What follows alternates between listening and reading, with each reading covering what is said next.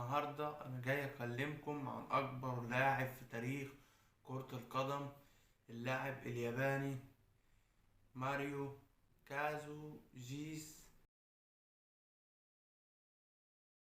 بصوا، خلينا متفقين الأول إن اللاعب ده اسمه صعب جدا وصعب إن أنا أنطقه، فأنا هسميه ماريو وأفضل أنطق اسمه كده في الفيديو عشان ما اتلخبطش في اسمه الحقيقي.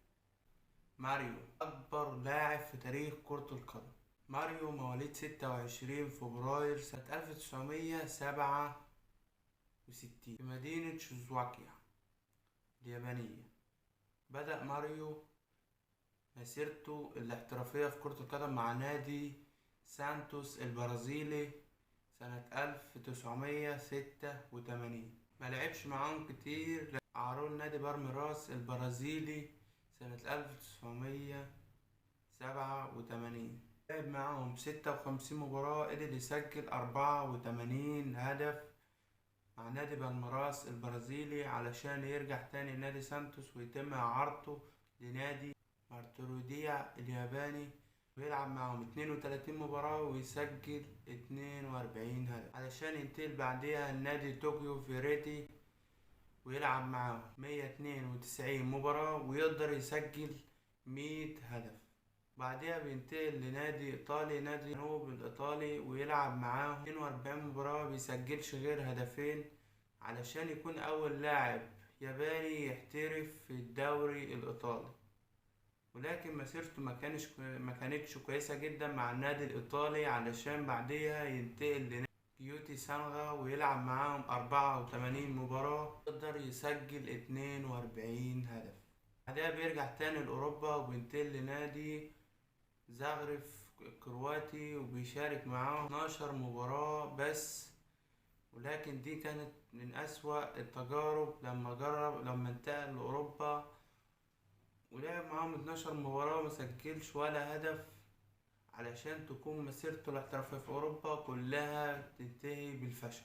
بعدها بينتقل لنادي فيسيس كوبا بيشارك معاهم في 103 مباراة وبيقدر يسجل معاهم 24 هدف. ونيجي لمسيرته الأطول واللي دي كانت من أفضل الفرق اللي انتقل فيها في حياته، وقدر يعمل معاهم مباريات كويسة جدا مع نادي ما اف سي الياباني، وشارك معاهم في 670 مباراة وقدر يسجل 419 هدف في مسيرته معاهم عشان ينتقل لنادي سيدني اف سي ويلعب معاهم 4 مباريات ويسجل هدفين، ودي كانت آخر الأندية اللي انتقل فيه لعب معاها. ودي كانت مسيرته مع الأندية. بالنسبة لمسيرته مع المنتخب فهو لعب معاهم 91 مباراة، قدر يسجل 56 هدف دولي، وهو على فكرة تاني هدافين منتخب اليابان التاريخيين. هو حاليا بيلعب مع نادي ويبسن البرتغالي وعمره حاليا 56 عام علشان يكون أكبر لاعب بيشارك بطريقة احترافية في كرة القدم، وهو إعارة لمدة موسم من النادي الياباني ولسه ممكن يشارك في مباريات أكتر مع النادي الياباني. لكن ماريو لعب مع 14 فريق طوال تاريخه، منهم أندية من أوروبا وأندية من أستراليا وأندية من اليابان وأندية من البرازيل.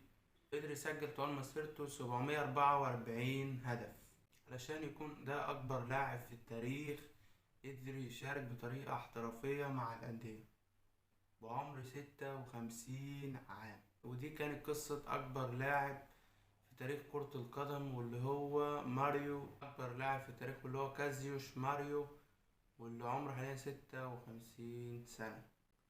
في النهاية متنساش اللايك ومتابعة القناة ودعمك لينا.